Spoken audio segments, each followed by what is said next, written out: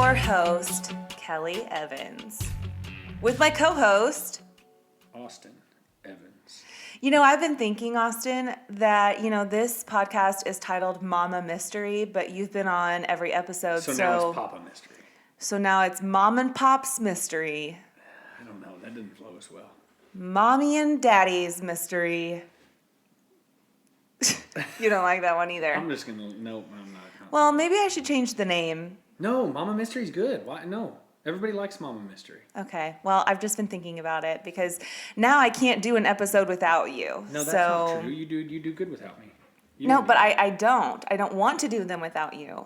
Well, that's really sweet. So, anyway, today, this story has been a highly requested story, one that hits very close to home. I know most, if not all, of the listeners of this podcast are from around this area in Northwest Missouri. And the location of this murder was less than an hour away from here in Skidmore, Missouri. Ooh. Skidmore is a super small town with only around 300 people, and unfortunately, it has a reputation that is riddled with violence and murder. I've gotten a lot of requests just to cover this town alone because it seems to have this constant dark cloud over it. There's the murder of the town bully, Ken McElroy. There was actually a show made about him on the Sundance Channel, and there's been books written about him. Do you know who I'm talking about? Maybe I'll cover that one someday. But it was crazy. He was shot to death in 1981 with at least 2 different guns while he sat in his truck in front of the local pool hall in broad daylight. And even though dozens of people saw the murder, nobody would admit to seeing who shot him. So nobody was ever charged for his murder. That's weird. It's like this whole town conspired to have this bully killed. And then I know there was the pregnant person. We'll get to that. So then in 2000, Greg Dragoo beat and dragged his girlfriend, Wendy Gillenwater, down several county roads right outside of Skidmore, which ultimately killed her. In 2001, Branson Perry disappeared after leaving his dad's house to return a pair of jumper cables, and nobody has seen him since. And then in 2004, the town of Skidmore made headlines again with the unthinkable murder of Bobbie Jo Stinnett, which is so weird. I had no idea all this happened. It's all in Skidmore. That's weird. Yeah. So anyway, Bobbie Jo Stinnett, that's who we're talking about today. Okay. So to begin this story, we kind of have to start with the perpetrator, which I don't usually like doing, but to understand this story, you kind of have to understand where the murderer kind of came from. And by no means am I trying to justify or, have compassion for the murderer, because no matter what your circumstances are, and I've said this before, your circumstances should never dictate your future. You ultimately decide how your future turns out. So no matter what happens to you, it's never an excuse to do what this person did, okay? But Lisa Montgomery lived in Melbourne, Kansas. And growing up, Lisa suffered from a chaotic household full of abuse, rape, and addiction.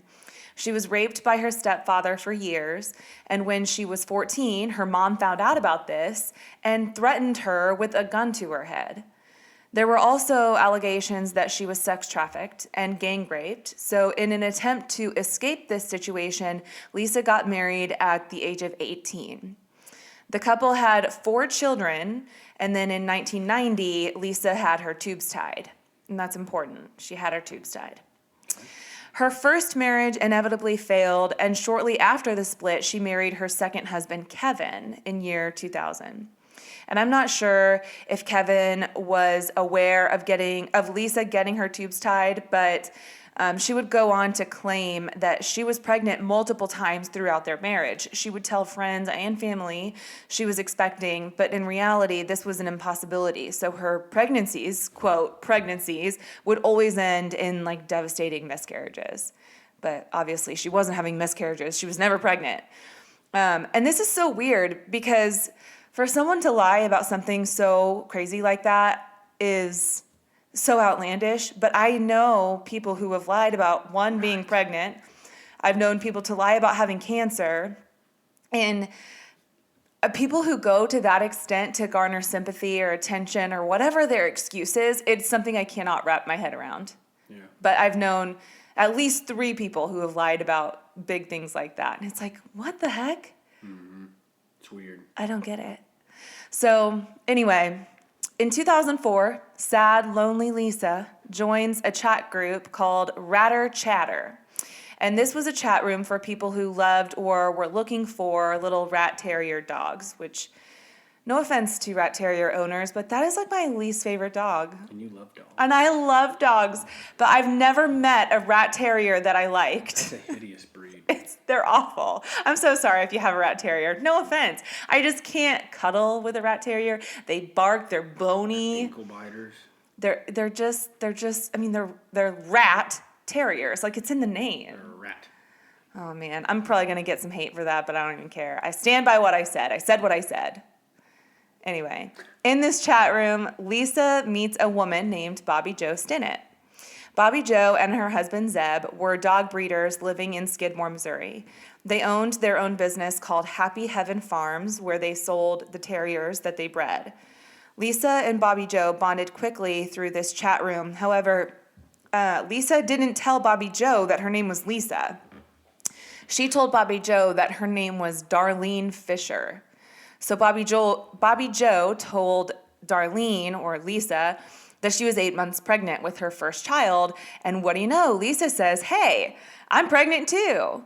She told Bobbie Jo she was also in her 3rd trimester, but that wasn't all. She had also told her friends, family, and husband that she was expecting again. And they all just believe her. So, over time, Lisa tells Bobbie Jo that she is interested in buying one of her rat terrier puppies. So they arrange a place and time for Lisa to drive up to Skidmore and pick up the dog. On December 16th of 2004, Lisa drives all the way up to Skidmore and shows up at Bobbie Jo's house with a neon leash to pick up the dog. This is already so weird. Yeah. Like, can you imagine she's having a chat room with this person and telling her that she's pregnant, so to find out she's pregnant, and this is all so premeditated. It's so premeditated. It's creepy. Yeah. And it makes me wonder how she really found her, because if she was already telling people she was pregnant and that her due date was in December, right around the same time that Bobbie Jo was due in December. You know, she was probably on that chat room telling every person this. Yeah. To try to find somebody else. I don't know. Say, me too. I'm due in December too. Yeah, I'm looking for a dog. It's And, weird. you know, it's not uncommon for people to lie. Like, people lie all the time, but the extent of these lies is just beyond the realm of, like, any type of normal. I mean, lying, you shouldn't lie, but, like, to lie about something like this, Freaking out there. you're out of your freaking mind. Yeah. It's crazy. So when Bobbie Jo opens the door, she invites Lisa inside, and what happens next has never been confirmed by any witnesses, but investigators strongly believe that this is what happened. After inviting Lisa into her home, Lisa gets behind Bobbie Jo, throws a rope over her head and around her neck. She strangles Bobbie Jo until she is unconscious, and once she is, Lisa lays her down on the ground and pulls out a kitchen knife. She attempts to make one incision, then stops and tries again in a different spot below Bobbie Jo's belly button. She makes a jagged incision just deep enough to pull out Bobbie Jo's 8-month-old fetus, but not before Bobbie Jo actually wakes up and tries to fight back.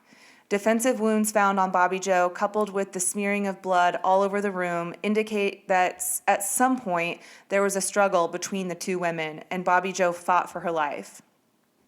Ultimately, though, she succumbed to the blood loss and was too weak to fight. Lisa strangled her to death before finishing the barbaric C-section. Holy crap. Yeah. Can a kid even live through that? Like, Yes. holy So, crap. Okay, keep going. an hour or so later, Becky Harper, Bobbie Jo's mom, was expecting Bobbie Jo to give her a ride to or from work, but couldn't get a hold of her.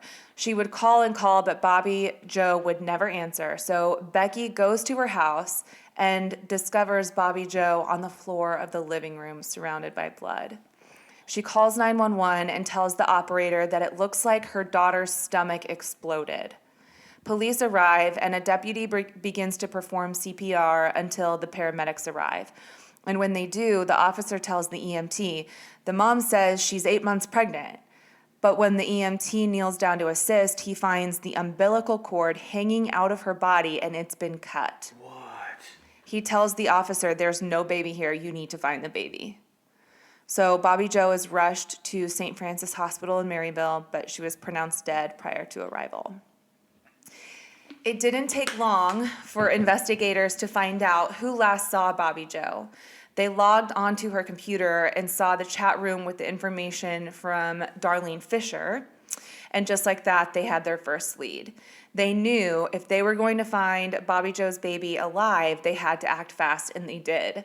Within 24 hours, they located Lisa Montgomery at her home, and when she opened the door, this evil bitch was standing there holding the baby as if it were hers.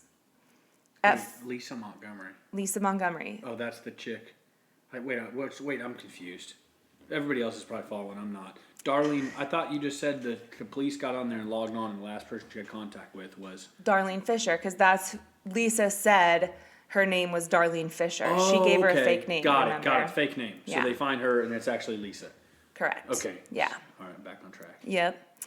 So at first, Lisa told officers that it was her baby and that she had no idea what they were talking about.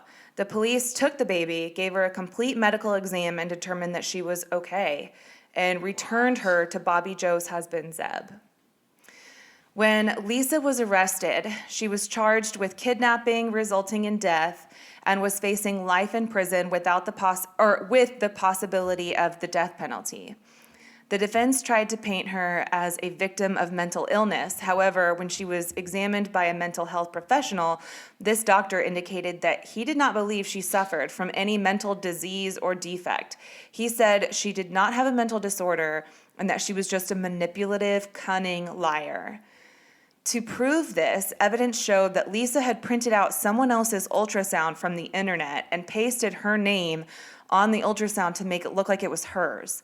And this proved that Lisa knew she wasn't pregnant and was lying to make it look like she was.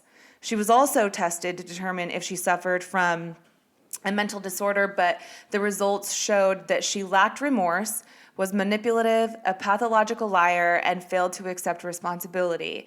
And I realized that by saying these things, it makes her sound like a narcissist or a sociopath or psychopath, but it's not the true definition of a psychopath. So the whole argument or defense that she was mentally ill didn't work. Friends and family of Lisa testified that Lisa told them she was pregnant with a due date of December 13th. Investigators found that in the days leading up to the murder, Lisa was Googling different forms of childbirth. The defense claimed that she was just curious about different forms of labor because she believed in her mind that she was pregnant. But the prosecution believed she was researching ways to induce labor on someone else in an effort to steal their baby. They also showed evidence that Lisa brought with her a knife, rope, and an umbilical cord clamp. Now here's where it gets weird. Apparently on December 17th, the day after the murder, while Lisa and her husband Kevin still had the newborn baby, they went around town showing off this baby as if it were theirs. Kevin has come out and said that he knew she lied a lot and lied about being pregnant before, but he believed her this time because she was showing signs of being pregnant. He said her belly had gotten bigger and she was having morning sickness, but Kevin had no idea that Lisa ever had her tubes tied. It wasn't until Lisa faked a pregnancy that Lisa's sister came out and said she's not pregnant. She had her tubes tied. But even after hearing this, he decided to believe his wife and stand by his woman and believed Lisa was truly pregnant this time. And what, she went off and had a baby and didn't tell him? Yeah, right? So I wondered about that too. When asked how Lisa gave birth to this child, she told Kevin that she went into labor while she was out shopping, rushed to the hospital, gave birth, and they released her shortly after. And this dumbass never questioned it. She went shopping, came home with a baby. Oh my gosh.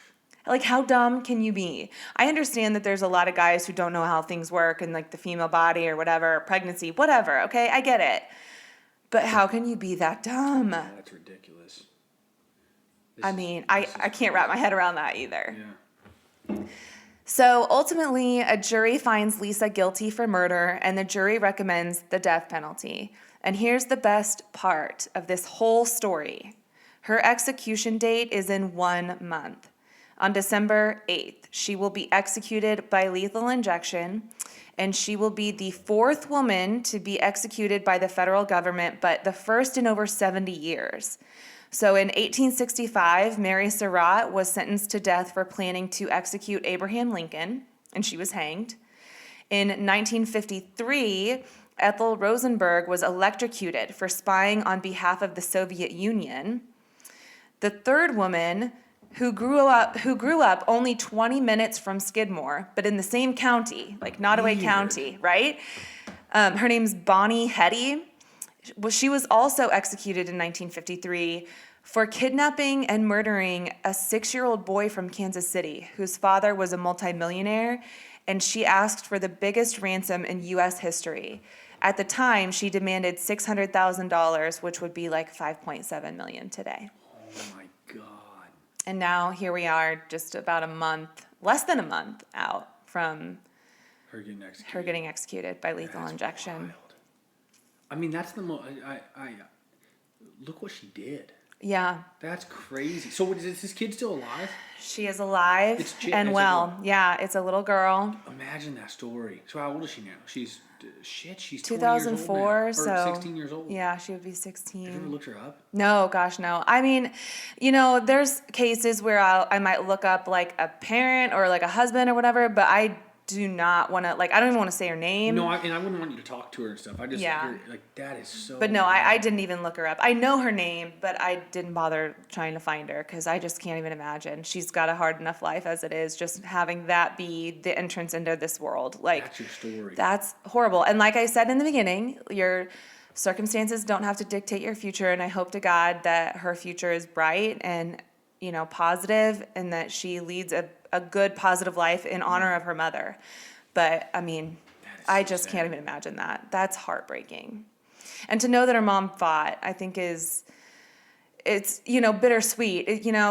Obviously she did not deserve to die, but to know that she died fighting for her, I mean, that's quite a memory to hold on to. These last couple have been like rough to hear. Here's the thing. Any true crime story is probably not going to be super positive. And I try to remember why I am interested in this stuff. And usually it's because I am trying to get into, like, I guess just the human psyche, like what makes people tick, what makes people do something like this. And granted, she had a horrible upbringing. It doesn't excuse this type of behavior. I know plenty of other people who have had rough upbringings who have, become successful citizens in life. So how long did it take the jury to decide that she was guilty? I don't know. I didn't look. I can't imagine it was long, though. Nottoway County's got some fucked up people. It's pretty. I know. So, yeah, I've had a lot of people ask me to do this case, and it's short, I know, but short and to the point. Yeah, it's to the point. I mean, I applaud the, investigators for finding her so quickly and finding the baby so quickly, because who knows? I mean, that could have been a horrible situation, too. There's a lot of times that babies get stolen and either they never get found or they do get found but not alive. And so at least there's a positive that she, the girl is still alive. But yeah, it's so crazy to think that this happened so close to home, too. Yeah, that's crazy. And that there's people like this that walk the earth. And, like, one question I have is, like, how do you even, weed out people like this? How could anyone have known that this was what she was going to do? If she kept it to herself, that's the thing. Like, it was all inside her head. It was all in her head, but she had a plan. She knew what she was going to do. And that's just like the one last episode where the kids had the whole thing planned with this movie they're going to do. And at any point, someone or something in their mind could have said, hey, this isn't a good idea. Let's stop. But they don't. But they don't. It's crazy. So anyway, that is the story of Bobbie Jo Stinnett and, Skidmore Mo. And I'm sure there will be a few others if we cover Ken McElroy or Branson Perry. Branson Perry is a really interesting one, but I feel like that one's going to take me a while since it's still a mystery. There's so much to probably uncover. This one all happened within a matter of a day, so it's pretty short. Where's she incarcerated? She is incarcerated in Fort Worth, Texas. Carswell or something like that. It's like a medical correctional facility down in Texas. And then I think she's getting executed in Indiana. But either way, we know where she's going. Never seen the light of day. Don't wear a sweater because it's going to be pretty hot where you're headed. And with that, we leave you until next time. Rate, review, share. Mama Mystery out.